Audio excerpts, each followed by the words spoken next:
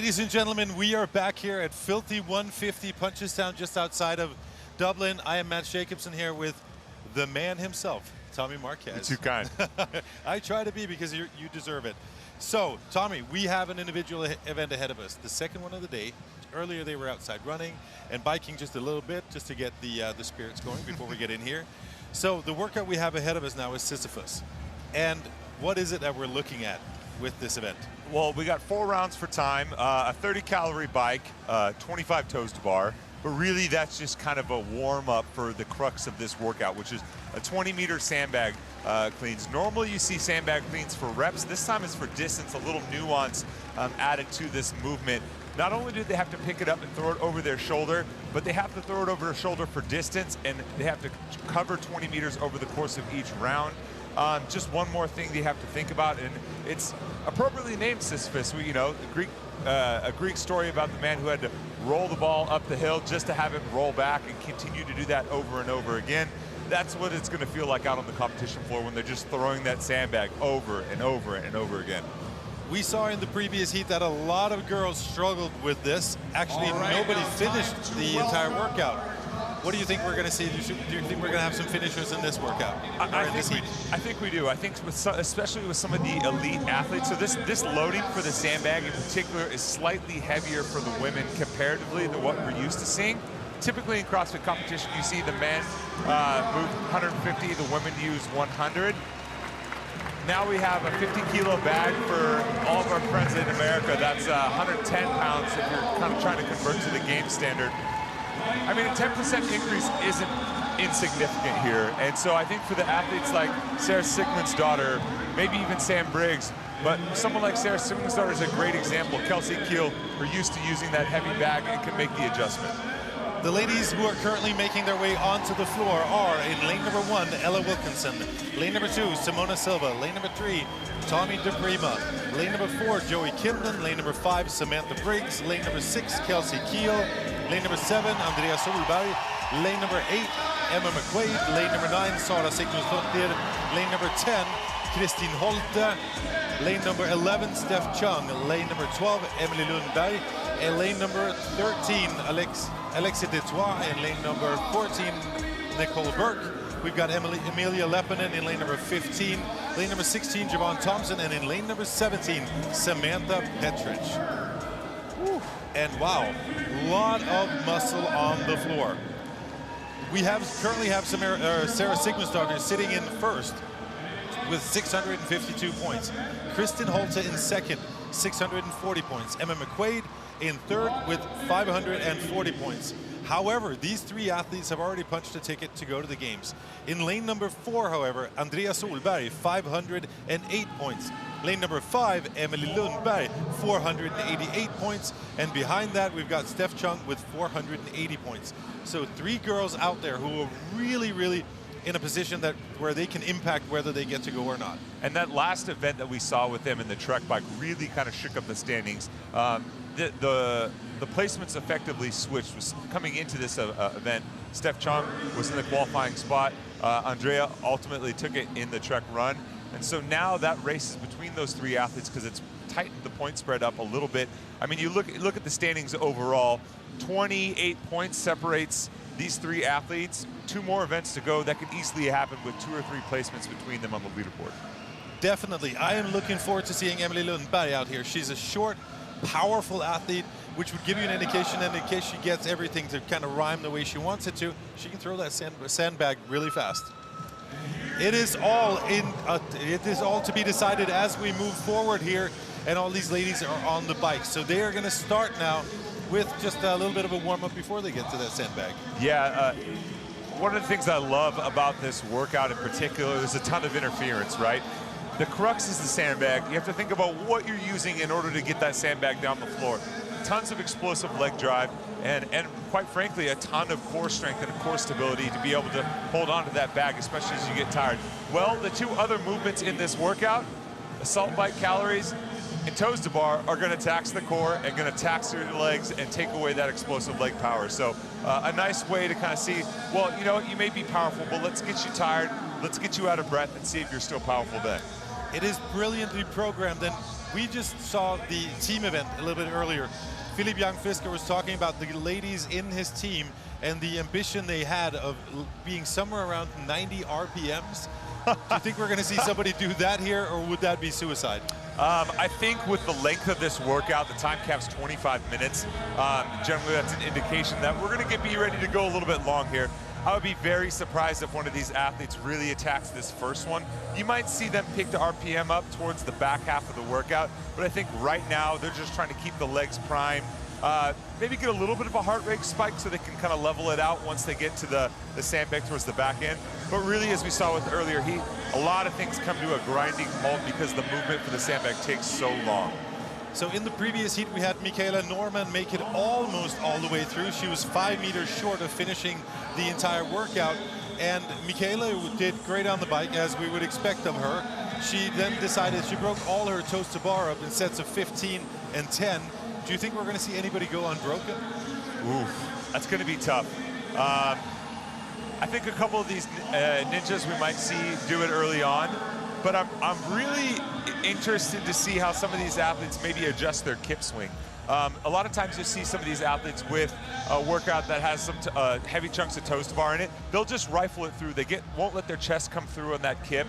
They'll kind of almost bicycle their legs to get through these reps just a little bit faster. That requires a lot more effort from your midline. You don't necessarily get to use the momentum of the toes to bar to kind of help generate the power for the rep. I think you're gonna see more swinging here than you would in the past, just because they want to save the core strength for the end to make sure they can still hold on for longer sets of reps as this workout moves on. So we have Sara Sigmundsdottir and Samantha Briggs as the first ones to make it to the sandbag. Let's just look at the different techniques that they're using to see who gets further, because one of the questions that we had in the past was, do you want to go forward or do you want a faster cadence? Yeah, and that's a great question. It really depends on how heavy this sandbag is for you on the regular. If you have no problem picking it up, then maybe you don't have to necessarily worry about driving the hips as much at the end of that rep, which can be really taxing, especially when you're doing a ton of toes to bar, because you're overextended a little bit, really putting a lot of strain on the midline. If it's not that much of a problem, maybe you can shorten it up, get a few more reps in there, and use the transition time walking to the bag to catch your breath. So currently in the lead, you have Sara Sigmundsdottir. Right behind her, you've got Samantha Briggs, but you've got two more athletes creeping up. One is Emilia Leppänen, and the other one is Kelsey Kiel. And Kelsey Kiel is throwing that bag like it's nobody's business. That would be at the top of your screen, on the right of your screen, next to Samantha Briggs. Look at the length she gets on every single throw.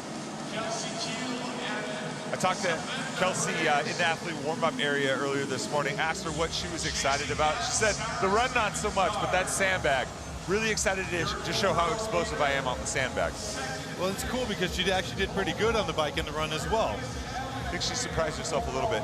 Look at the bottom of your screen, the athlete up front. I believe that's Michelle Basnet. Look at her technique here. She lets it go right over to the top, really lets her hands kind of follow through. I believe that's adding just a little bit of... That's Emilia Leppänen. Emilia Leppänen, my mistake. Really an interesting technique that we haven't seen anyone else in this heat kind of utilize to this point. And she gets great length. Yes. While this is going on, back on the bike, you have got Sara Sigmundsdottir, and now you've got Emilia Leppänen as well. Sara Sigmundsdottir looking very relaxed on the bike indeed. But you have four ladies out there: Samantha Briggs, Kelsey Kiel, Sara Sigmundsdottir, and Emilia Leppänen with a pretty substantial lead. And now we got Christine Holte making her way back to the bike as well.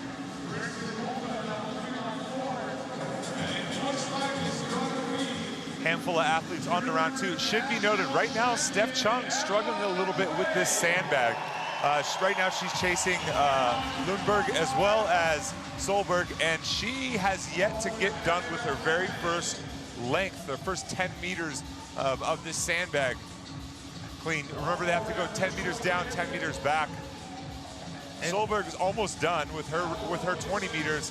Chung still just about to get past that 10-meter mark. And this is going to be huge for Solberg, who needs to make a move if she doesn't want Emily Lundberg to catch up with her. Interesting how, remember on day one, Andrea Solberg had a great start. And then after that, she said, you're not going to want to talk to me on Sunday because I probably won't be able to do anything else well. Well, not sure about that. And you know, it's funny, she opened up the weekend with an event win. I mean, it was a textbook on the handstand walks, really kind of oohed and awed the crowd. Sometimes having an event win just can galvanize an athlete. You come into the weekend hoping for a good finish here and there, but then you know what? You go toe-to-toe with some of the best in the world, and you take down an event win. Maybe puffs up the chest a little bit, gives you a little more confidence than you thought you had, and right now she's kind of riding that wave into a position where she could qualify for the CrossFit Games. That would be amazing from Andrea, and then she's going to have to get used to being in a position where everybody else is going to start chasing her. Samantha Briggs, left of your screen. Kelsey Kiel, right of your screen just a second ago, and that, ladies and gentlemen, is Sara Sigmundsdottir. They're all on their last 5 calories on the assault bike. Tommy, we're seeing some different strategies or techniques on the assault bike. Some athletes are sitting up. Saw Kelsey Kiel leaning forward a lot. What would you prefer? You know, the assault bike is one of the implements where getting heavy on the pedals, as I call it, and utilizing your body weight can make a difference. I prefer to lean forward a little bit, gives a little body weight leverage into the handles to push, as well as onto my legs each time the pedals cycle around. Sometimes people like to sit tall just because they want to catch their breath. Maybe they're not too concerned about gassing out on the assault bike, and they just want to stand tall and let their diaphragm open up a little bit. So Sara Sigmundsdottir still in the lead. I think she just went unbroken on her toes to bars right here. Samantha Briggs now making it onto the throw as well. And you can see Steph Chung at the back of the pack right next to Sara Sigmundsdottir in the lane just one over. Sarah's already on her second round of sandbags, but Steph Chung has yet to finish her very first round. Really struggling with this sandbag standard here. Somebody who's not struggling, though, is Sara Sigmundsdottir. And you can tell because look at how she picks it up initially off the ground. Doesn't really adjust her hands too much compared to some of the other athletes. Basically picks it up without dropping her hips into that deadlift position, almost like a stiff-legged or Romanian deadlift off the floor. Not really worried about sending her back. She knows she can handle this weight, and then basically allows her to save a little bit in the tank, and once it gets to the hip, reset and explode it over the top. Very, very powerful indeed. So in the lead in this heat, Sara Sigmundsdottir. In second, Samantha Briggs. In third, Emilia Leppänen. But Kristin Holte has made a little bit of a move, passing by Kelsey Kiel on the toes to bar, and she is now sitting in fourth in this heat. And there's still a lot of action left. Plenty of action here. We didn't, 25-minute time cap, we didn't see any athlete finish in the first heat. Right now, Sigmundsdottir, Leppänen, and I believe Holte are on pace to finish well under the time cap. Interesting to note, a little wrinkle in the standard for the sandbag clean. The athletes, once they plant their feet to move the sandbag, they cannot move them whatsoever. Very different than what you're used to seeing in the gym when you're just doing sandbag cleans. Typically, you start with a little bit wider base to allow that sandbag to be underneath you. And then as you bring it to the hip, bring it to the knee, you bring your feet together to create a shelf with your quads effectively before exploding it up overhead. And it also brings the feet underneath the hips a little bit more to more of that power position that we're used to seeing. Athletes can't do that now, so more than likely they're being forced to pull with their feet a little bit more narrow than you're used to. Sara Sigmundsdottir and Samantha Briggs are back on the bikes virtually side by side as they have made it halfway through the 4 rounds, and we're not even at the 10-minute mark. Interesting to see that Kristin Holte has picked up the pace on the sandbag and currently sitting in third, throwing it so much further back than she did on the first round. So getting used to the technique on the fly. And I think as the workout goes along, especially because people aren't necessarily pushing the pace on the bike, staying relatively smooth on the toes to bar, the length of this workout starts to benefit Holte a little bit. She came into the sport definitely an endurance athlete. That's what she excelled at. She's worked on her strength a little bit, but she's really excelled as you start to get into that 15 to 20 minute time domain. Even though these sandbags are heavy, she does a great job of energy management, and I think that's going to benefit her as we start to get into this third round. And as we're looking at Sara Sigmundsdottir just getting her grips ready for the next set of toes to bar, Andrea Solberg is extending her lead on Emily Lundberg and Steph Chung. Steph Chung, whom we saw fight it out on the cleans just a second ago. She's having a really rough time. Emily Lundberg not having so much of a rough time, but the pace that Andrea Solberg is putting up is hard to keep up with. Extremely impressive effort from her. She's not one of the larger athletes in the field. Not at all. I'm curious to see her, to know whether she has had some experience to this kind of exercise before, because she does look very comfortable with it.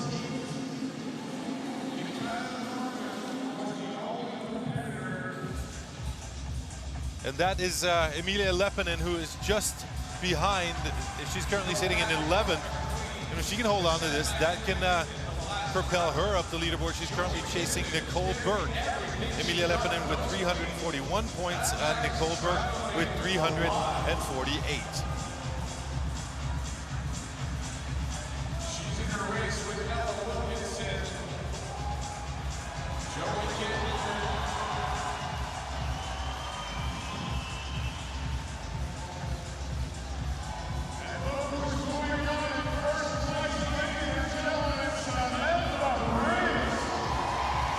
Samantha Briggs has made it into the lead.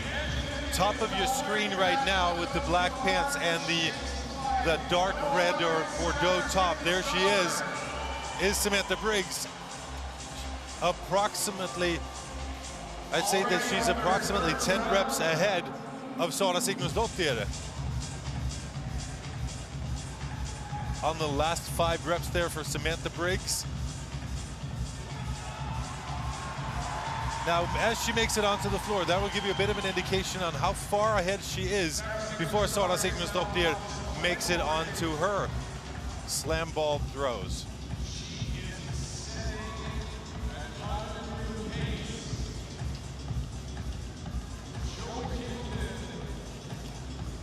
Now, as we kind of get into this third round, I think it's really important to see which of these athletes are able to kind of maintain the pace on the sandbag. It's one thing to have a technique the first couple of rounds, but I mean, you're looking at anywhere from 8 to 10, maybe even 12 sandbag cleans per cycle.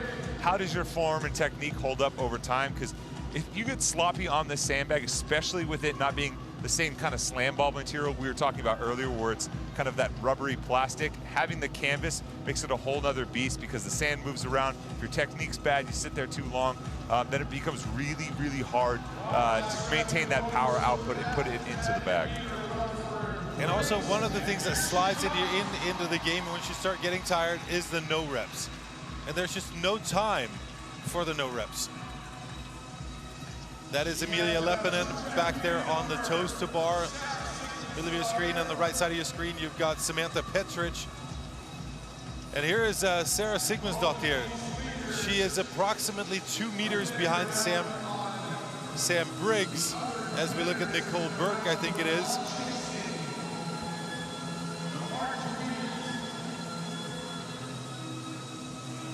But Samantha Briggs still able to hold on to pretty much the same cadence as she's had all along. Very extensive lead.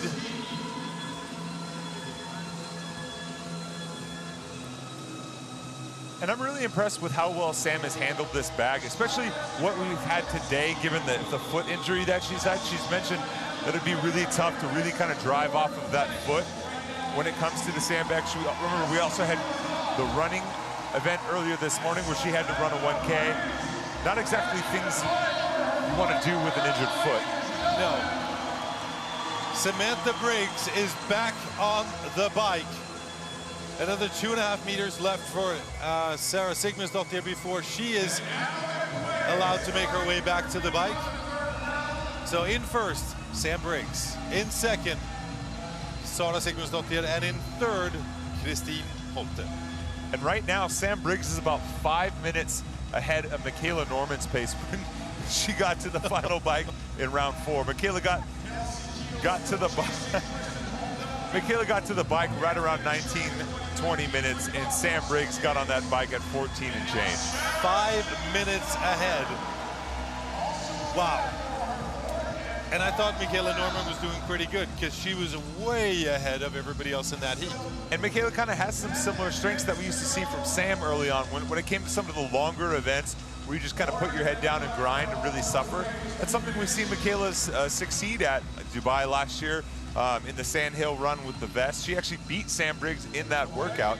Sam took second. But here, this is just vintage Sam Briggs so far, you know? Every once in a while, there'd be an event where Sam wouldn't just beat the rest of the field. She would blow away the rest of the field and make everyone else look like, I don't know, they were in a different league. And she is in a league of her own. It's one of the things that has impressed me is the ability from Sam to get stronger and stronger, that upper body stronger. She's battled some injuries, we know that, but she's progressively gotten stronger in the upper body, become more explosive, and the way she's throwing that bag around, that is impressive. And that's really kind of the maturation of an athlete like Sam Briggs over the course of the last decade or so. She showed up to the CrossFit Games in 2010, this really raw athlete that, you know, maybe didn't have the best technique, but over time she crafted herself to work on her technique, work on her weaknesses. It's what allowed her to be a CrossFit Games champion. And even despite those injuries, the commitment to the little improvements long-term, which you have to have if you have an injury, because otherwise you're just gonna grind yourself into the ground, has allowed her to stay on top. I mean, she's got multiple finishes inside the top 5 overall at the Games, and really she's one of the legends of the sport on the women's side. Most definitely an inspiration as she steps off the bike, makes it onto her toes to bars, chalking up the grips there first. Samantha Briggs.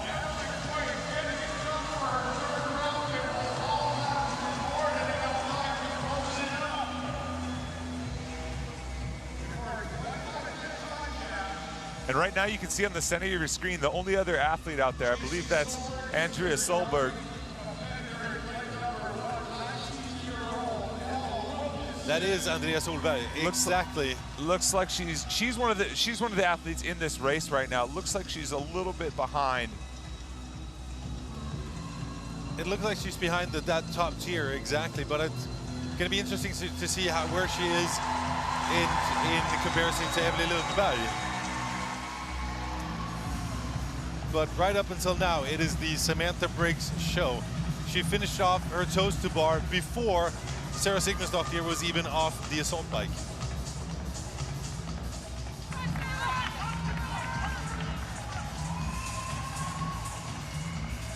No hesitation as she jumps onto the bar. And I think this is a time for Sarah to take a chance here. She's not in danger of not qualifying. She's not necessarily in danger of falling out of one of these top positions. She's trying to snag a win here for the weekend, and there's one athlete standing in front of her in Sam Briggs. Maybe take a chance, push the pace a little bit more on the sandbag than you would typically see. Maybe see if you can track down Sam Briggs and put a little bit of cushion between you and Kristin Holte. And what's happening is that Kristin Holte is now on her last toes to bar as Sarah Sigmundsdottir jogs up and grabs her sandbag.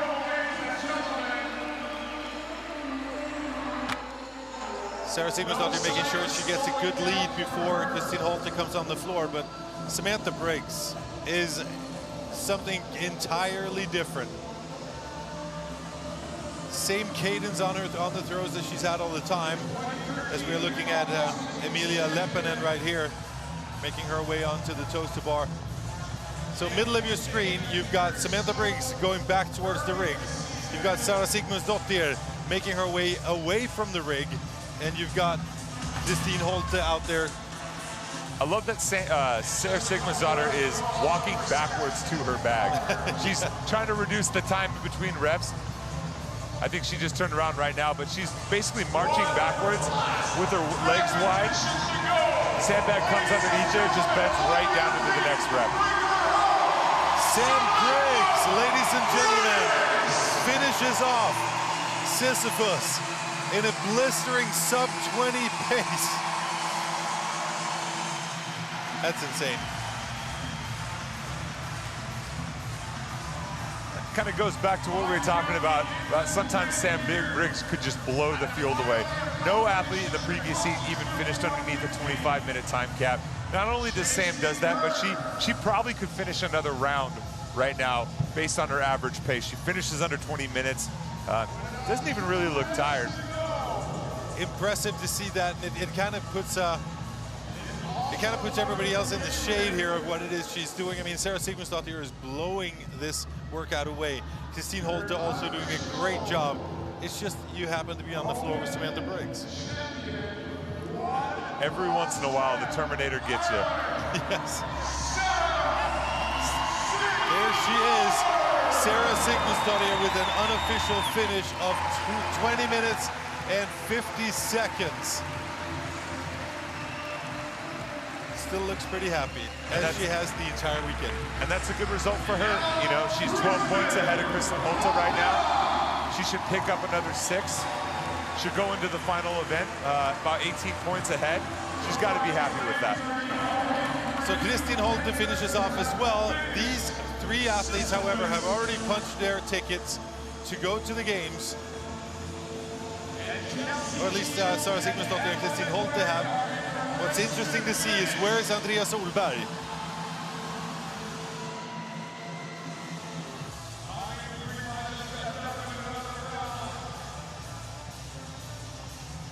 That is Emily Leppänen right there, as she sprints to the finish as well. Emilia Leppänen coming in 11th place.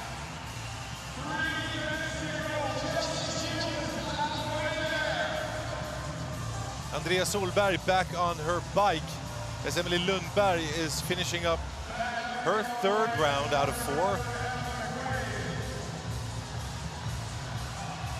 And right now, Andrea, all she needs to worry about is where Emily is. Steph Chung is well behind, almost a lap behind, a full round behind the rest of the field. So Andrea Solberg here finishing up on the assault bike. She's got less than 5 calories to go. Has an extensive gymnastic background, so the toes to bar shouldn't be a big problem for her. And like you said, all she needs to do is look about 4 lanes down to her left to where Emily Lundberg is. Kelsey Kiel sprinting to the finish. She's got to be happy with this finish. Oh, yeah. Especially the longer time duration. As an athlete, we're used to seeing, you know, make easy work of the heavy barbell, the max lifts type stuff. Kelsey Kiel's an athlete that won the CrossFit lift off a few years back. Has been a team athlete for so long. Being able to have a strong performance like this, finishing underneath the cap in a long, kind of grueling type workout such as this, good boost of confidence for her going individual. And here's Emma McQuaid putting the finishing touches on her workout. Emma McQuaid, also one of the athletes who already has a ticket to Madison to be confirmed, but as far as we know, it's in the bag. And a nice finish for her, because right now she's in a podium position. I think it would be a very special moment for her to be able to stand on the podium in Ireland in the very first sanctioned event here of the season in front of her hometown crowd. That would get me fired up. I mean, qualifying for an event like this would get me fired up, but being able to be on the podium would definitely get me fired up. We've got 1 minute and 10 seconds to go before this is all said and done. Andrea Solberg currently out there, and she is way ahead of everybody she needs to beat. And what would be really helpful for her right now is she can get past that 10-meter mark, maybe even get to the 15-meter mark on the way back to put her, to put Michaela Norman's best time from the previous heat between her and Emily, just to add that little extra point buffer going into the final event. She needs everything that she can possibly get, all the help that she can get, and like we said, it's all in her hands. I think with 30 seconds left, though, that's going to be a bit of an ask.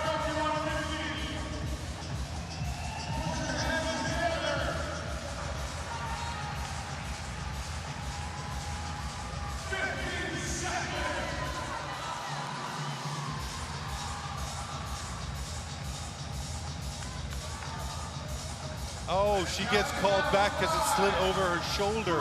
Oh my goodness. And I think she got it. Yeah, I think she got it. She got it. Wow, impressive indeed. Andrea Solberg does everything she needs to do, but it was all about Samantha Briggs. This workout should be called Samantha Briggs after this. She put on a clinic. Just a vintage Sam Briggs performance, coming out at a pace that probably everyone is looking left and right being like, really? You gonna hold that? But it's Sam Briggs because of course she can hold it. And it's funny how we've all gotten to a point where it's like she comes out at a pace like this and we're not even going, I wonder if she's gonna explode. We're just going, it's Samantha Briggs. There she goes again. Sara Sigmundsdottir also doing very, very well here, ending up in second in this workout, ahead of Christine Holte in third. And here's Steph Chung, who's got her work cut out for her in the last event today, if she wants to make a trip to Madison. Not a great finish for Steph. Unfortunately, she's going to have to, you know, pull a rabbit out of a hat in this last event if she wants to climb the leaderboard again and return to the games, at least for now, as the invitee from the Filthy 150. That being said, pulling a rabbit out of your hat is exactly what she did at the Meridian the Meridian Regional in Madrid, when she made her when she got her ticket to go to the games. That is Ella Wilkinson, 19 years old, an amazing athlete whom I think we're going to be seeing a lot more of. 19 years old, being in the final heat on the final day of a sanctioned competition where you have some big name athletes here. That's certainly something to rally around going into the rest of the season. Should get you fired up for those dark mornings in the box where nobody else is hanging out with you. So we're checking to see if in a second we can get a word with Samantha Briggs.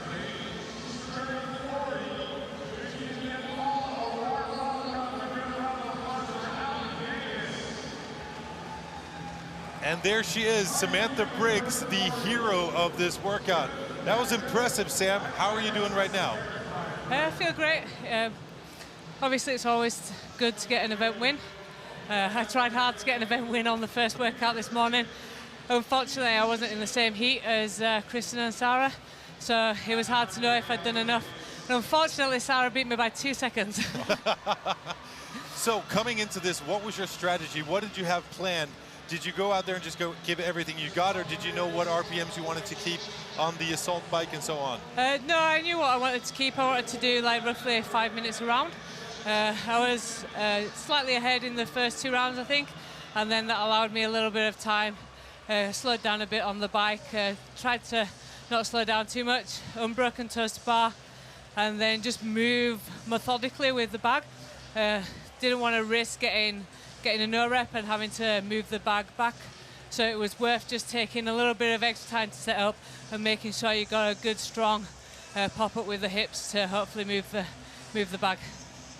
A lot of talk was about this new sandbag, basically standard that we have, throwing it over the shoulder and for distance now. Was it something that you practiced in the gym before the competition? How did it compare once you got out to the competition floor?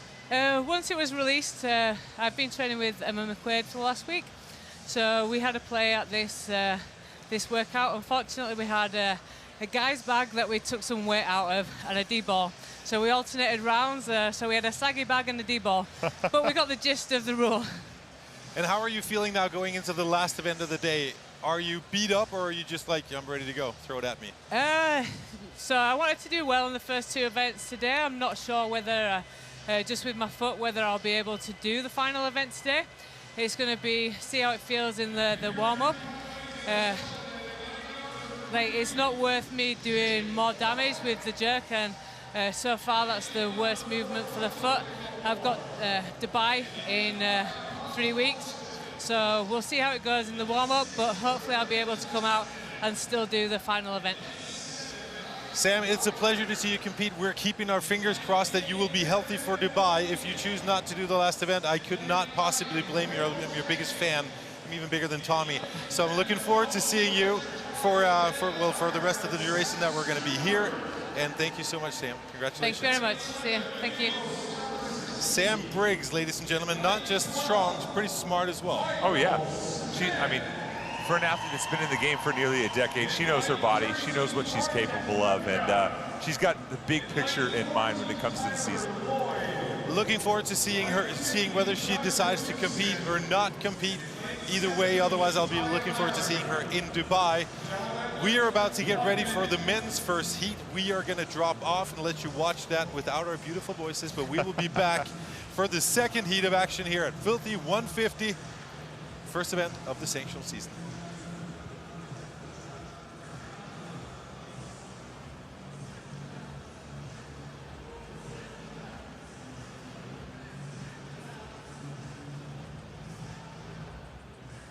Seconds.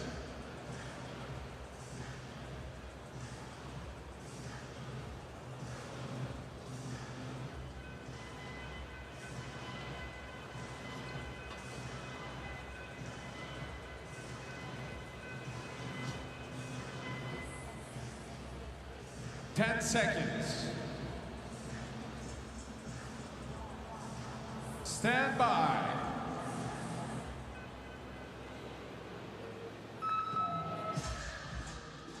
And here they go. You know the drill, Filthy 150. 30 calories on the bike, 25 toes to bar, and these 70-kilo hench bags being thrown all over the place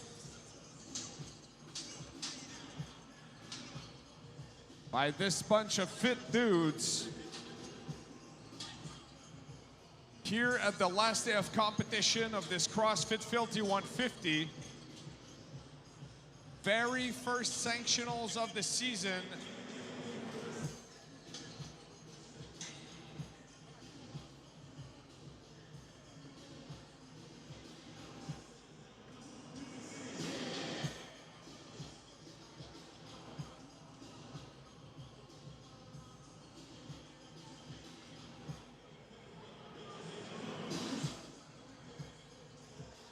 Let's see if Sam Briggs' time can hold up against these guys. She got it done just under 20 minutes. Milo Stavrzinski early on in the heat taking the lead. The first guy on the rig.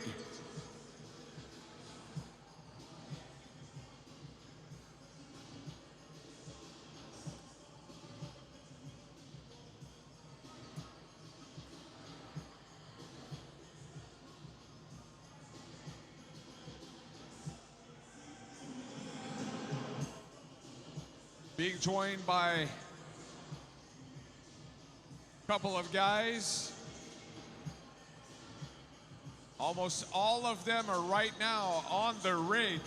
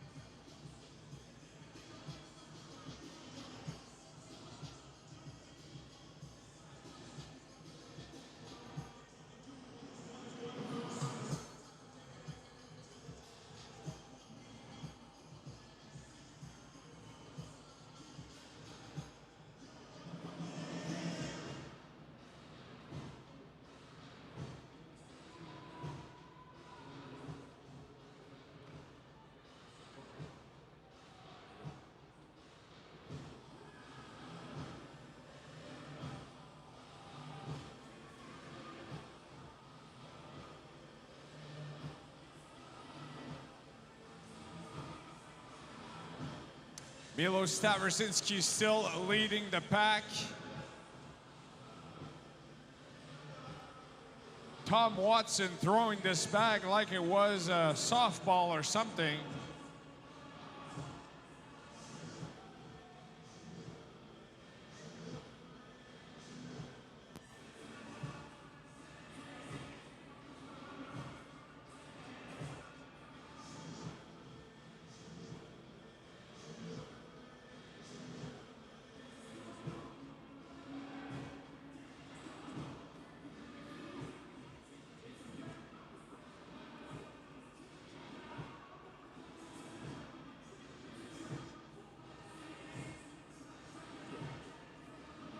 We have Milos, Tom Watson, Michael Smith also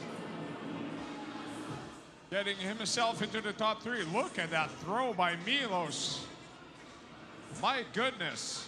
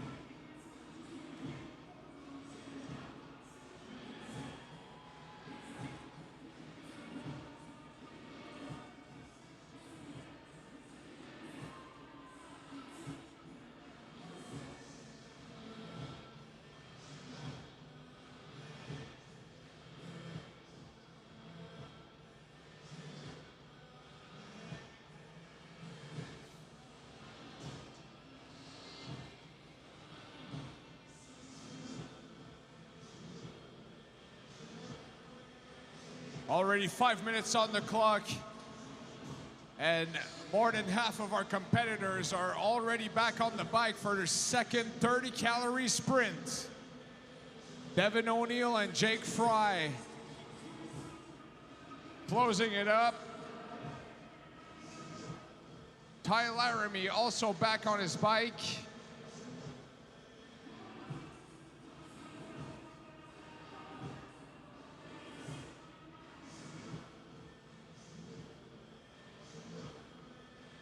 Bartek Lipka also making his way.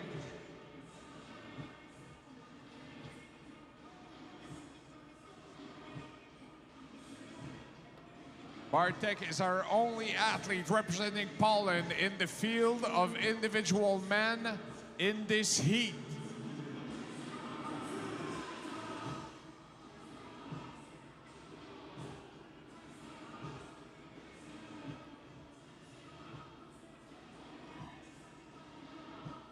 Now taking the lead, I believe, is Mr. Mike Wagner.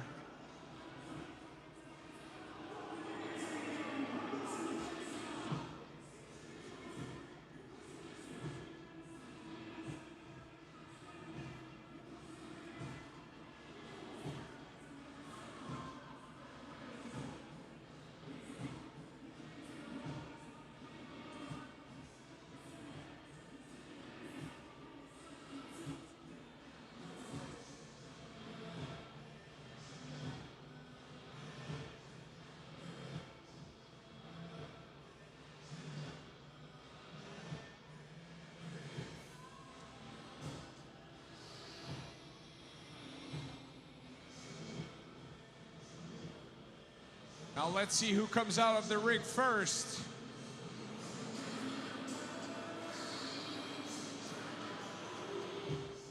These guys have 25 minutes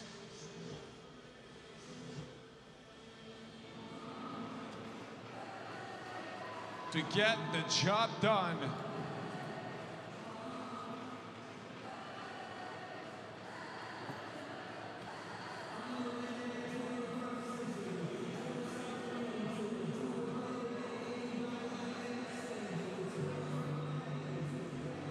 Brendan Caslin is your leader, CrossFit Southeast athlete.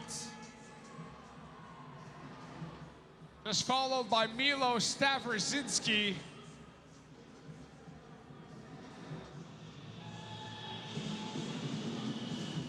Mike Wagner, and someone who goes by the name of Michael Smith is also in the mix.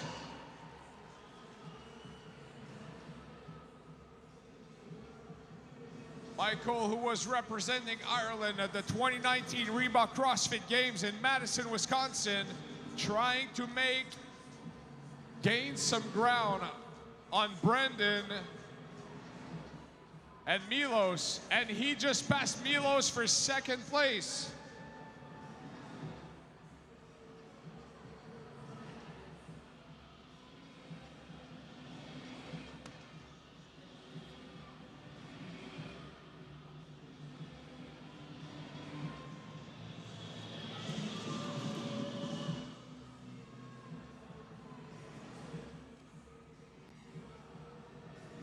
Devin O'Neill chasing Michael Smith for second place.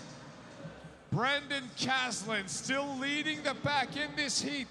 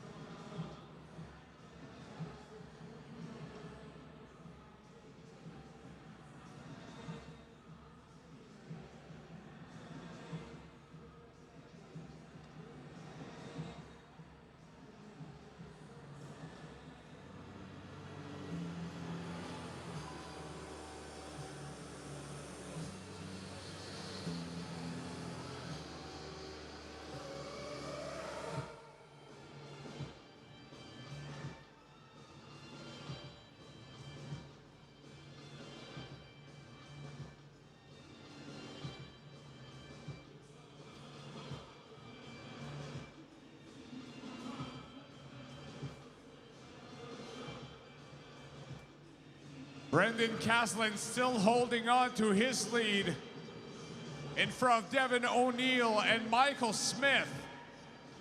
Just a couple reps in front. Ty Laramie and Bartek Lipka trying to round it out on their second round.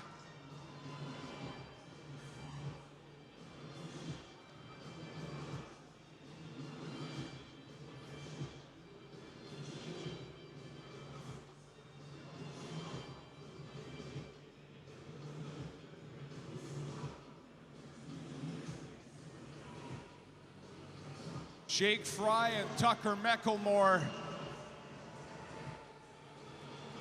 chasing one and the other down. Brendan Caslin is still in front of Michael Smith. And Michael Smith is trying to hold on to his lead over Devin O'Neill. Your top three competitors.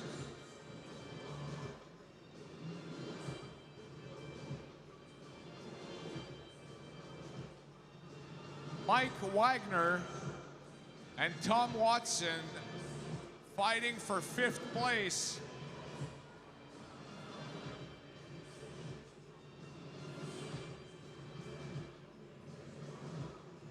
But what about that clinic by Brendan Caslin?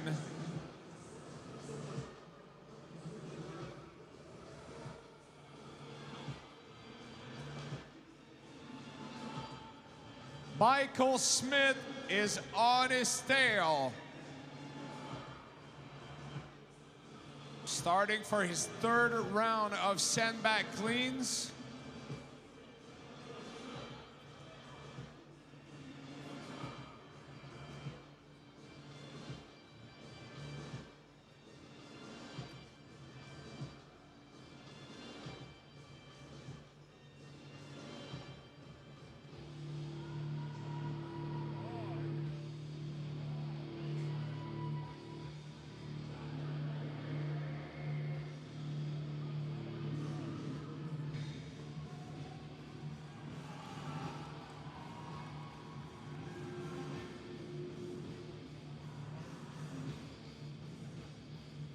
What a technique here by Michael Smith, but not enough.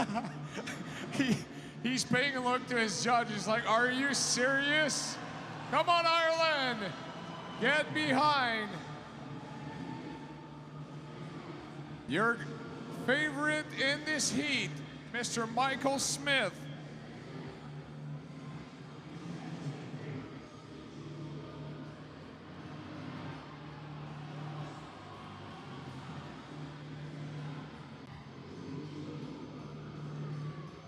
And what about that throw by Devin O'Neill? My goodness. He's chasing Michael Smith. Michael Smith is chasing Brendan Caslin. And Michael Smith is throwing that weight around like if it was a 20-pound med ball. Jesus Christ.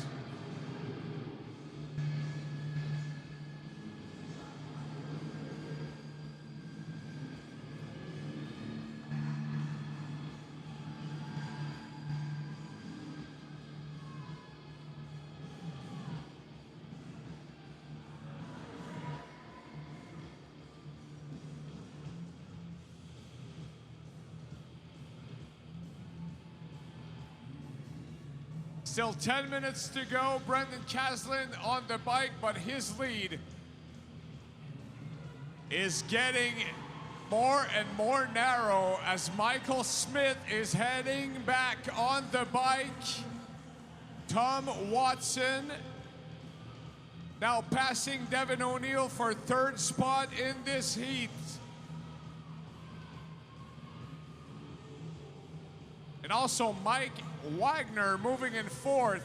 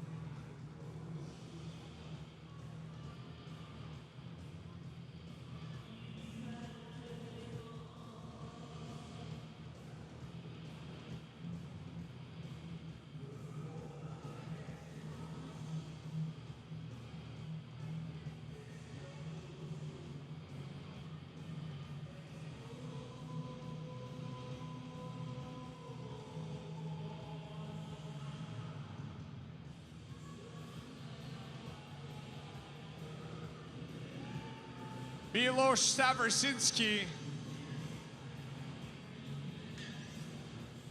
and Will Kane have been battling rep for rep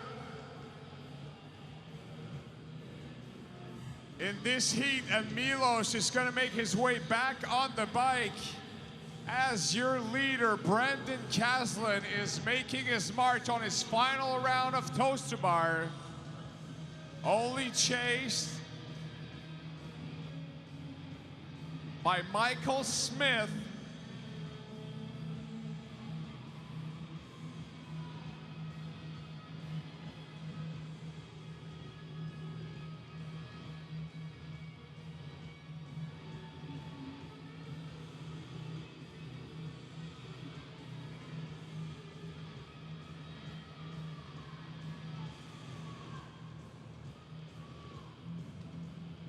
Brendan Caslin still trying to holding on to his lead, but he's gonna have company, ladies and gentlemen. Michael Smith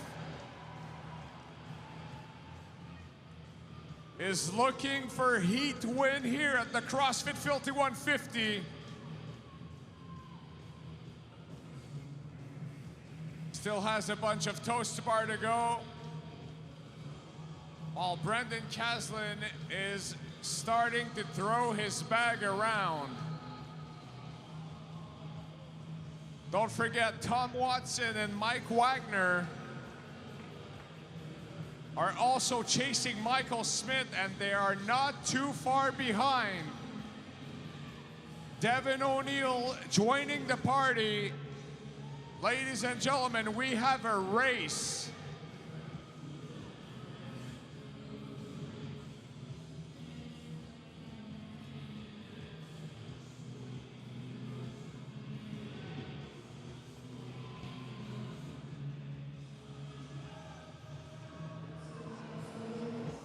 Brendan Caslin is halfway there. Only 10 meters to go, 20 meters. We're gonna have one hell of a race here. Mike Wagner, Tom Watson, and Michael Smith are all head to head.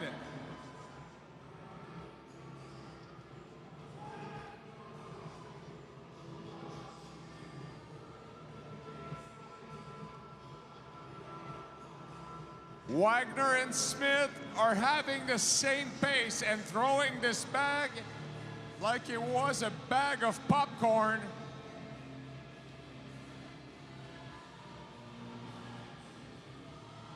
Who's going to be the first to the 10-meter mark?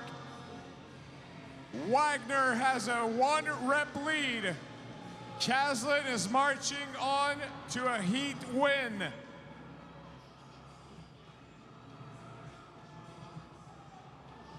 Michael Smith is now rep for rep with Tom Watson. Who is it gonna be? Ladies and gentlemen, Brendan Caslin rounding it out. 20 minutes on the clock, 5 minutes to go before we hit this time cap. And Mike Wagner is gonna close this one in. This heat in second place.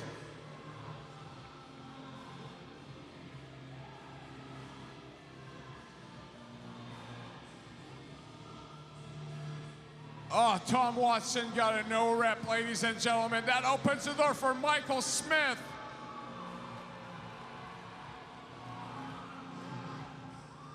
Tom Watson takes third in the heat in 20 minutes, 32 seconds.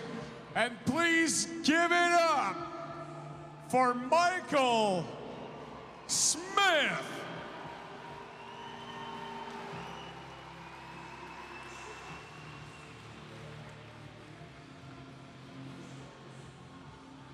Just over 4 minutes to go. Plenty of time for Devin O'Neill. Just 7 meters to go.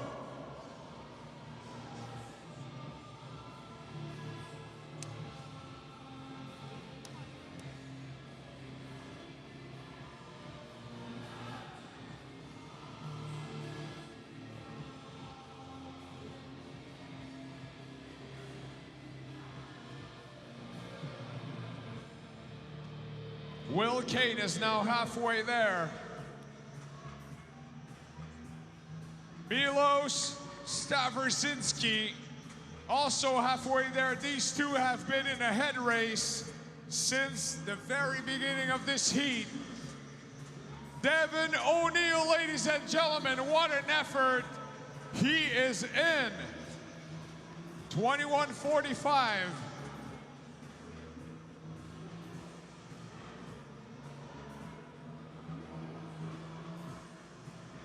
Three minutes to go. Milos Stavrzinski is having a 2-rep lead over Will Kane. One last rep for Milos.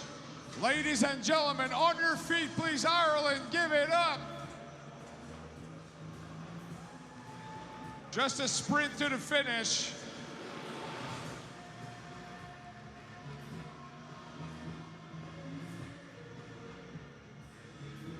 Just about 2 repetitions to go for Will Kane to round things out.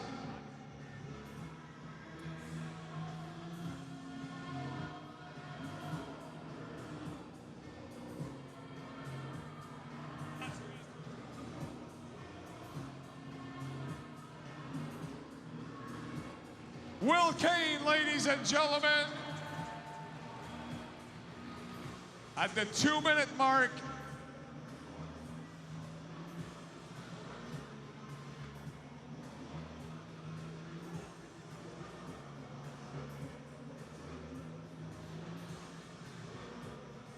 Tyler Lloyd looking to close this one in. Just over 90 seconds to go.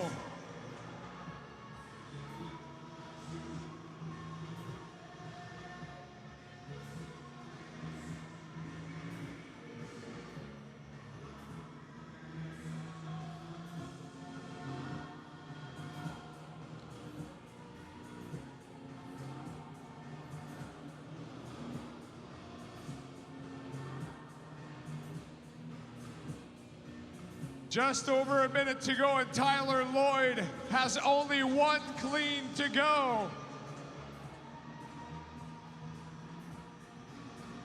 Here he comes, ladies and gentlemen. 60 seconds is all that remains before this 25-minute time cap hits.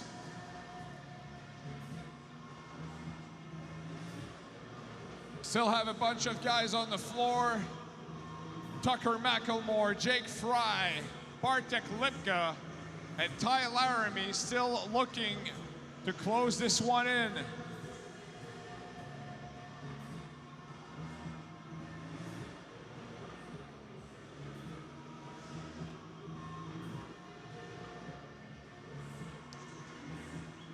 Gentlemen, 20 seconds.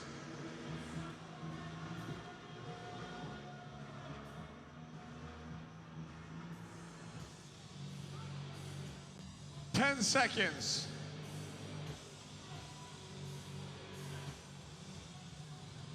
3, 2, 1, time.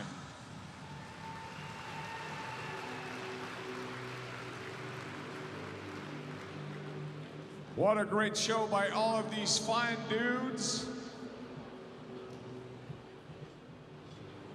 Brendan Caslin, just under 20 minutes, has now the time that our top competitors will be chasing in just a few moments.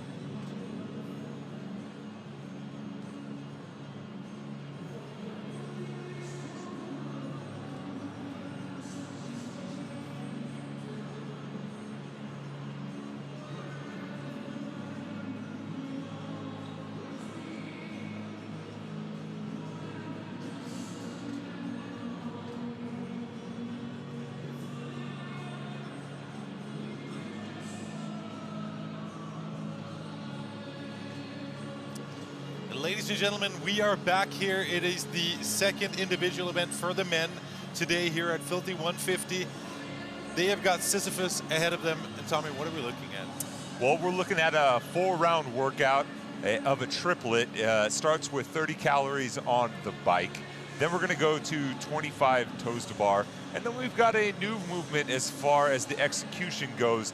20 meters of sandbag cleans. For those of you at home who haven't caught any of the action so far, having sandbag cleans for distance means you have to lift the sandbag and propel it over your shoulder like we're used to seeing, but wherever it lands, you pick it up there again and try to traverse across the floor. 10 meters there, 10 meters back.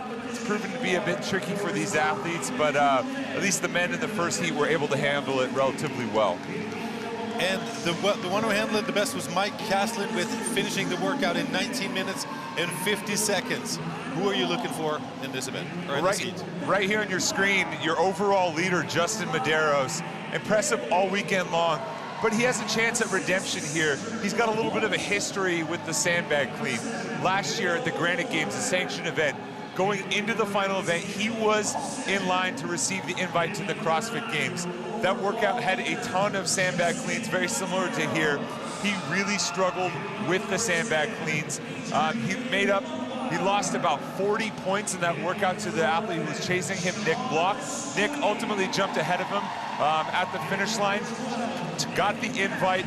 Justin got a hard lesson there about having a weakness, and since then I talked to his coach in the background, Adam Knifer from CrossFit Form Vancouver, said since that time, in about 5.5 months, he's done over 1,000 sandbag cleans in training. They have counted. He said they've hammered this weakness, and now he's ready to show the world that he's kind of closed that door and hopefully punch his ticket to the CrossFit Games. What a great way to learn from hardships experienced on the floor. Justin Medeiros, however, is in first place right now with 544 points. Roman Krenikov in second with 488. And Cedric Lapointe in the third position here with 472 points. Men on the floor currently will be in lane number 1, Jake Berman. Lane number 2, Drew Wayman. Lane number 3, Brian Wong. Lane number 4, Matt McLeod. Lane number 5, Dan Bailey. Lane number 6, Cedric Lapointe. Lane number 7, Will Morad. Lane number 8, Tim Paulson. Lane number 9, the man himself, Justin Medeiros. Lane number 10, Adrian Mundvila. In lane number 11, Sean Sweeney. Lane number 12, Nick Matthew. Lane number 13, Roman Krenikov. Lane number 14, Lucas Esslinger. Lane number 15, Andre Hodea. In lane number 16, Sean Lemaire. And in lane number 17, Reggie Fassa. So, a lot of fitness on the floor. Yeah, and some impressive moves on the leaderboard after this first event that we saw this morning, the Trek Run. That long distance workout really kind of threw a grenade into the overall standings. We saw Roman Krenikov jump all the way to second, as we saw a nice little photo there of Justin Medeiros' family. A fun story, Heber Cannon, one of the Buttery Bros and documentary filmmakers here in the sport, told me that if I get to meet Justin Medeiros' family, it would be a treat because they come to everything and they're the biggest fans. They're loud. He said they're my kind of people, and we get to see them there getting ready to support their son and brother. They are on the way, and Justin Medeiros, when it comes to being fun, we had the opportunity of talking to him after a great performance yesterday. What an amazingly pleasant person to talk to. He was just fired up to be on the floor, having fun, looking forward to seeing how it all panned out. An excellent attitude towards competing. He's been competing for quite some time now, basically doing the Open since 2013. If you guys are doing the math, that's basically since he was a teenager, 15 years old. Made his regional debut in 2017 as an 18-year-old. He's been to regionals twice, and at 21 years old, now has a chance to go to his very first CrossFit Games. He is definitely a force to be reckoned with, and unless everything falls on his head, he is going to be going to the games. That being said, every athlete out here on the floor is going to try to prevent that from happening. As much as there's camaraderie in the sport, you know what? That's the beauty of it. I'll shake your hand, you know, hang out with you afterwards, but on that competition floor, I'm coming for you. Exactly. And one of the guys coming for him is Roman Krenikov. Roman Krenikov, who was out of contention when we began today, now sitting in second with 488 points. Remember, Justin Medeiros has 544, so there's still a lot of points out there. And Roman is arguably the hottest athlete as far as performance these last few events. Started the weekend 8th, 15th, 20th, really kind of outside the top 10. Didn't really look like he was in contention. Then he comes back to start day 2. First place in Galen, first place in Spinning Catherine, has a first place finish on the Trek Run this morning. 3 event wins in the last 4 events total. And he's moved himself all the way up into second place. And this is going to be interesting. Roman typically doing very well on the bike, but also typically struggling just a little bit with larger sets of it, for example, toes to bar. So the nice part for Roman is that he can really make up a lot of ground by really going for broke on these sandbag cleans. You know, we saw a lot of athletes kind of pacing the bike a little bit. Some athletes choosing to go for bigger sets on the toes to bar. But as far as grunt work is concerned, if he wants to, he can really make up a lot of ground. Matt McLeod out there currently in the lead, just ahead of Justin Medeiros, and Justin Medeiros looking comfortable with the bag. Slightly different technique. Lifts it to his shoulder and then propels it backwards, getting as much distance as he possibly can, where most everybody else goes for a a throw pretty much from the hip. Yeah. And I think we're seeing a couple of athletes in this heat start to utilize that. Maybe watching some best practices back in the athlete area. This is one of the unspoken things that you don't hear about all the time.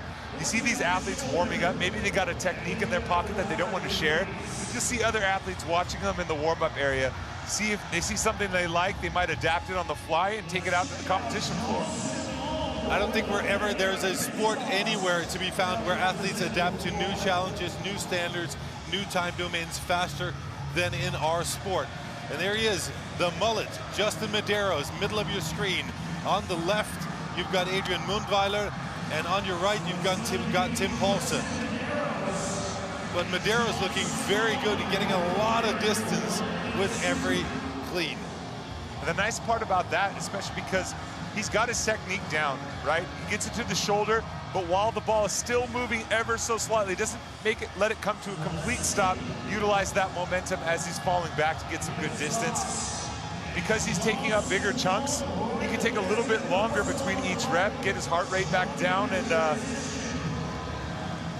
be a little bit more refreshed coming back into the bike for the second round. So currently in the lead in this heat, you've got Sean Lemaire. In second, you've got Justin Medeiros. In third, you've got Roman Krenikov. But we've seen in the previous heat, and even the same thing for the girls, it's really not about the first round. It's about setting yourself up well, because you can't end up being too far behind. But it's in the second and third that the changes are made. I mean, that first round was under 4 minutes. If they hold on to this pace, I mean, they're going to be blazing fast. And the fastest time so far set by Mike Kastlin in the first heat, 1950. Very, very fast. 1,000 cleans in practice with the sandbag.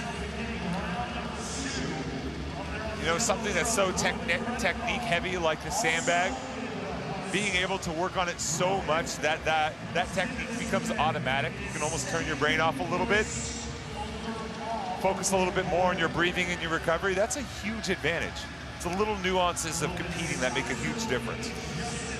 And so here's a question for you. Let's say that you spend a lot of time with the sandbag. Let's say that you are doing all kinds of different sandbag exercises. How does that work for you when you're then introduced to a new standard? Does the work you've done before mean nothing whatsoever, or is it I'm fairly comfortable with this instrument, I'm just not used to using it this way? Well, I think it comes back to you talk about the this is kind of a little abstract, but the sickness, wellness, fitness spectrum. If you built fitness in a general area such as the sandbag, minor changes have less an effect on you on the long run, right? If I know that if I'm used to just repping out hundreds of sandbag cleans a week, that minor change, I've built so much fitness around that I can afford to let a few other things go and really focus on the fact that I can't move my feet, or that I got to maybe pause at the top, and know that the general lung capacity, the general fitness capacity, the muscle endurance that I've built for that specific movement is going to carry over no matter what. Well, it sure looked like it worked for Justin Medeiros. That being said, he's still in third as Sean Lemaire came out first to the toes to bar, followed by Roman Krenikov, and in third, the mullet master himself, Justin Medeiros. He can never cut his hair. I mean, you got to give him credit for rocking the mullet. It's beautiful, feathered and lethal, you know. If I had that option, I would definitely be doing it. My current hairdo is not so much a choice as a necessity. We've got a name for it in the States. It's called a Kentucky waterfall. Business in the front, party in the back. The best of both worlds. Maybe I should try, see how that works. Justin Medeiros is still using the same technique, popping that sandbag up to his shoulder and then throwing it very, very far. And he is caught up with Sean Lemaire. Roman Krenikov in the mix too. Not surprised to see him doing well, especially as kind of very similar to Sam Briggs. As you get longer into these workouts that are super grindy, require a lot of suffering, that seems where Roman starts to excel. What a great place to excel if you're in this sport. So Sean Lemaire Roman Krenikov and Justin Medeiros, all side by side. First blood on the way back being drawn here by Roman Krenikov. Had the chance to sit down with Krenikov earlier today for a little interview. A lot of people don't know, he's like basically a professional level breakdancer. Like legit breakdancer. So I asked him if he managed to get back onto the podium, would we get to see a little celebration? And he said, you know, if he gets on the podium today, we might see him dance out there on the floor, give us a show. That would be amazing. I mean, he's legit. Did you see it or did you hear him say I watched it. I watched the video. Oh. And he did it on the gym flooring too, the sticky rubber. It wasn't like it wasn't like the cardboard box or the polished concrete that you see some of these. I would love to see Roman Krenikov just bust some moves out here on the floor. Why not? It's day 3, opening a weekend of sanctionals. We're all in Ireland. He's got his spot to the games. So Roman Krenikov, Justin Medeiros, and Sean Lemaire back on the bike. It's all about these 3 gentlemen as we are looking over at Roman Krenikov right now. He looks like he's in a good place. He's not too taxed. He's found his happy place right now. And you know, even though, like I mentioned a second ago, he has his spot to the CrossFit Games, there's still actually a lot on the line for him. When we sat down and talked, we talked about why he wasn't able to get his visa in past years. And he still has an opportunity to apply this year as well. But having podium finishes in these events, having the photos, the media, showcasing his ability as an athlete and showcasing that he is a top-tier level athlete in this sport actually helps his case when he's trying to come to the USA, because technically he's working. So all of that stands as proof to the United States that, hey, I'm coming here to work, I'm gonna come here and then I'm gonna go back home, and hopefully that could help him get his visa in the long term. And here you have Dan Bailey, whom I gave a new nickname a little bit earlier today, Trapezosaurus Bailey. And I wondered just then how long it was gonna stick. It looks on social media like it could stick a little while. There he is. Anyways, I am happy to see Dan Bailey out there. He's such an amazing competitor. He has built the house that we're all inhabiting as we're speaking right, or as we're talking right now. I just love to see him healthy, love to see him compete, and I love to see him go out there and share some of that knowledge that he is with both spectators and the other competitors.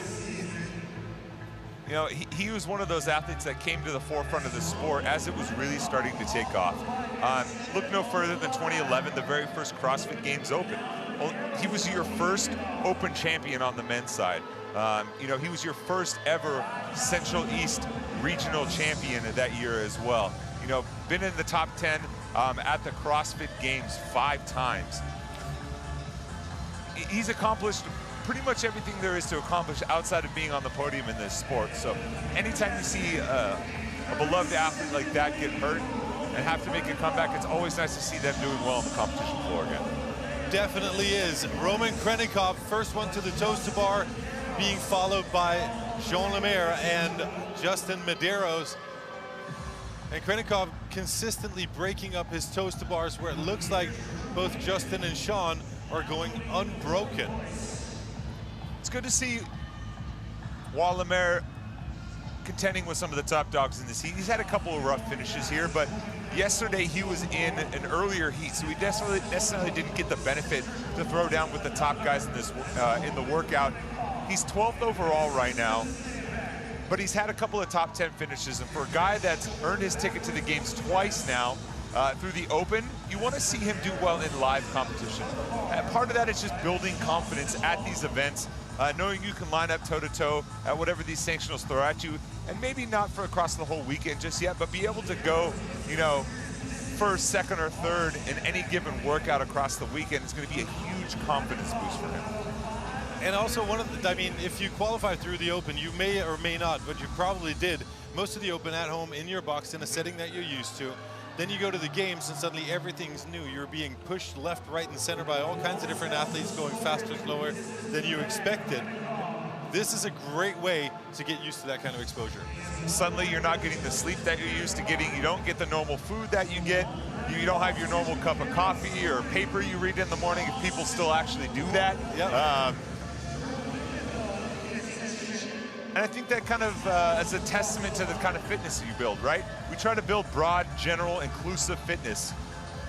You should be able to apply it when the variables, the exterior variables get changed up a little bit.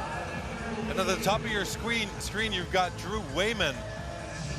And it looks like he could be catching up to Justin Medeiros and Jean Lemaire. But Roman Krenikov, an extensive lead. Just looking around the floor there to see where, amongst others, this guy's at.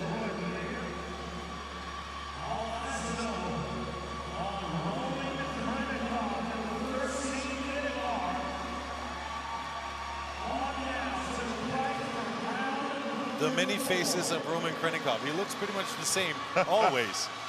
I mean, right now he's on the bike just over 13 minutes. It's about a 4:20 split across the first few rounds. So right now he's well on his way to a potential 4th event win this weekend. And he really is throwing things around, well, literally speaking. But he's doing great on the bike, and he's not allowing anybody else to get close. I mean, look at the pace here on the bottom, or on the right-hand side of your screen. Gray t-shirt, black pants. Roman Krenikov is not relaxing at all on the assault bike. He is really leaning into this workout.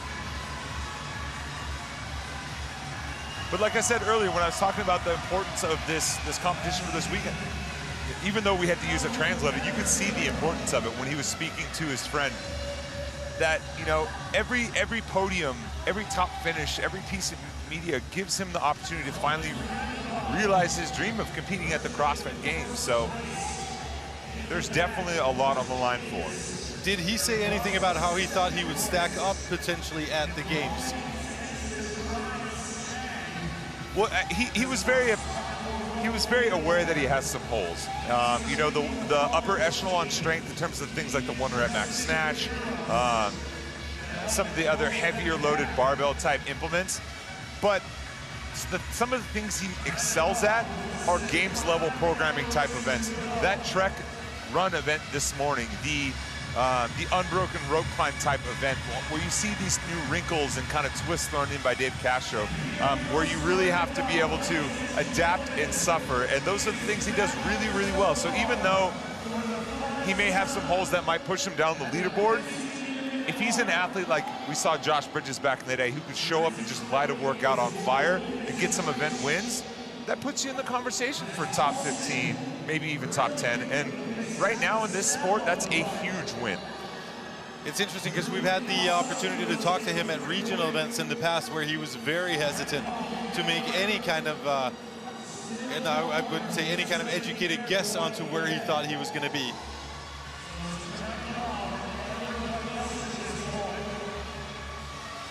Justin Medeiros out there has his work cut out for him. He is chasing Roman Krenikov, who is on his toes to bar currently. Jean Lemaire and Justin Medeiros side by side. But not too long ago, we said that Drew Wayman could be on his way to make a move. And it looks like he is. In a second, we'll see the entire field, and you will see that Drew Wayman is actually on his toes to bar, the top of your screen. And he's gotten about 10 reps in before Justin Medeiros and Jean Lemaire made it to the toes to bar. Impressive move by Drew Wayman, the Big Red Express. Kind of came onto the scene a few years ago at the Central Regional when he was your overall leader after the first day. That was after Regional Linda and the 333 combination. Two workouts that are quite full of suffering.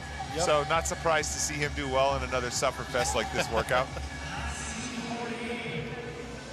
Sporting what looks like the Irish headband, you've got to appreciate that as well. Roman Krenikov is so far ahead. It is impressive. As we're looking at Drew Wayman here making his way onto the floor to get started on his cleans. That is the distance. Roman Krenikov is on his way back to the rig while everybody else is on the way out. Justin Medeiros has answered the call by Drew Wayman here, and he's a little bit ahead. And that's kind of been the MO for Justin this weekend. He hasn't won an event, but he's always managed to hang with the top 2, top 3, top 4. And really, he's been one of the most consistent athletes all weekend. Staying relatively close to the athletes that he needs to. You know, it's not always about event wins. Sometimes you can keep that average finish low by racking up top 3s and top 5s. Roman Krenikov, ladies and gentlemen, finishes off the workout and walks back to the finishing mat. He knows that he is in no hurry whatsoever. 1950 by Mike Kastlin was the fastest time before Roman Krenikov crushed it with well over 2 minutes. You know, in the same vein as Sam Briggs a couple of heats ago, Roman Krenikov just lit this workout up, beating the next best time by over 2 minutes, and still, and he's going to end up beating the next best time in this heat by a minute. And we're talking about the heavy hitters of this competition. Just another impressive performance. If that's not reason enough for you to just cross your fingers and pray that he gets his visa approved, I don't know what is. I think we all should. I think he's definitely worth it. Justin Medeiros here putting the finishing touches on his cleans.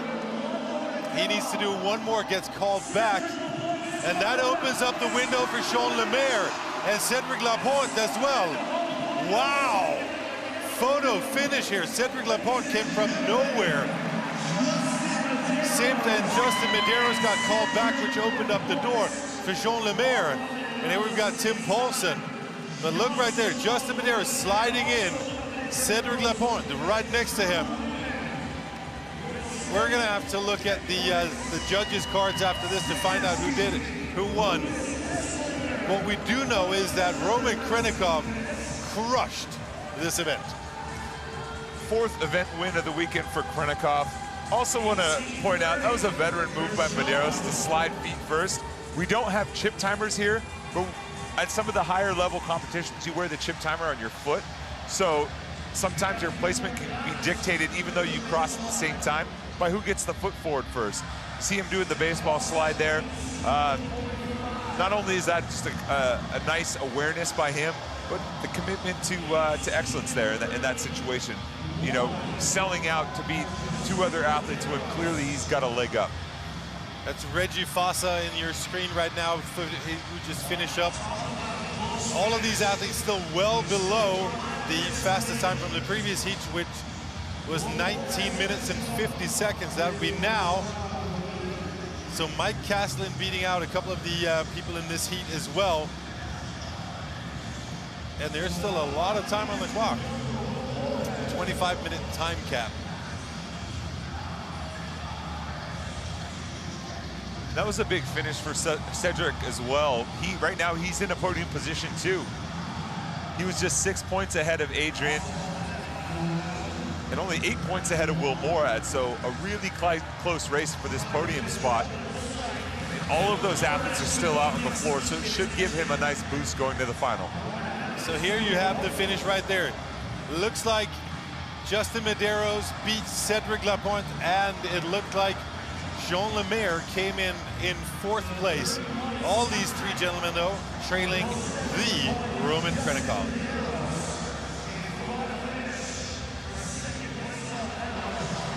There he is, Dan Bailey.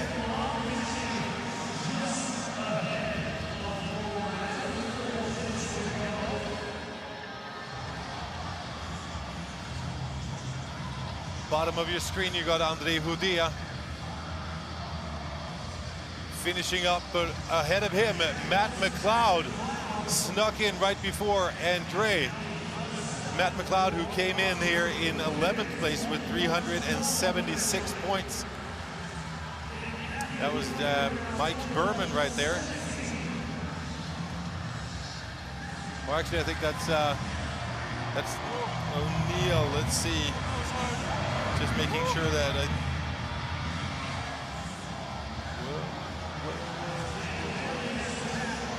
we will have to get back to you on that. As you see, Dan Bailey making it back to the bike, not enjoying himself super a lot right now. I mean, he's been having fun all weekend, no doubt about it. He even said it when we talked to him, which was great, but not as much right now. And in kind of a similar vein to what we saw from Sam Briggs, he understands that this is just the first step in his comeback to being able to compete. And that if he something doesn't feel right, whether it's with his knee or his shoulder, that he's going to throttle down. He's going to protect himself and think about the long term and make sure that he can still have a good time competing and finish out the weekend. Which I think is a smart way to do. Just think about the longevity of this. It's not just about fitness. There's an element of health long term in it as well, especially for Dan, who's got virtually nothing left to prove. He's also an extremely considerate person too. When I spoke to him following his event win yesterday about, you know, pushing the limits here, he said there are a lot of people that dedicated a lot of time and effort into getting me back out on the competition floor.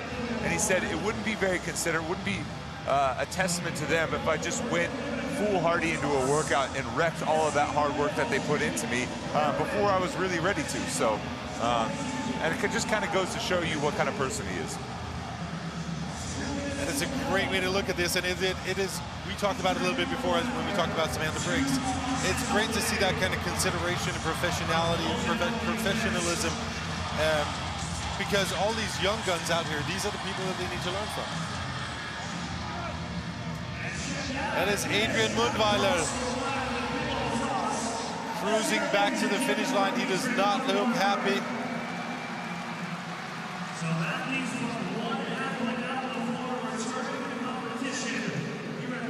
After finishing day one in first place overall, Adrian's kind of had a tough go at it the last couple of days. We saw his lead evaporate, Justin pass him, and then now he's slipped to fourth going into this event. Looks like he's going to drop a little bit more going into the final. So Dan Bailey is joined on the floor by virtually every other athlete in this heat. Justin Medeiros looking pretty happy. Sean Sweeney has his hat back on. Dan has 55 seconds left to get as much work done as possible. I don't think we're going to see him finish. That would be very impressive.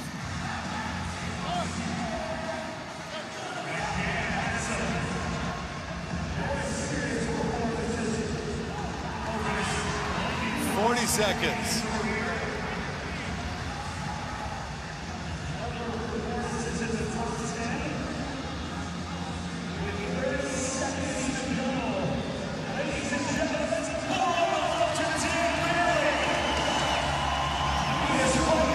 The crowd getting behind Dan Bailey as he spends the last 15 seconds to get as much work done as possible.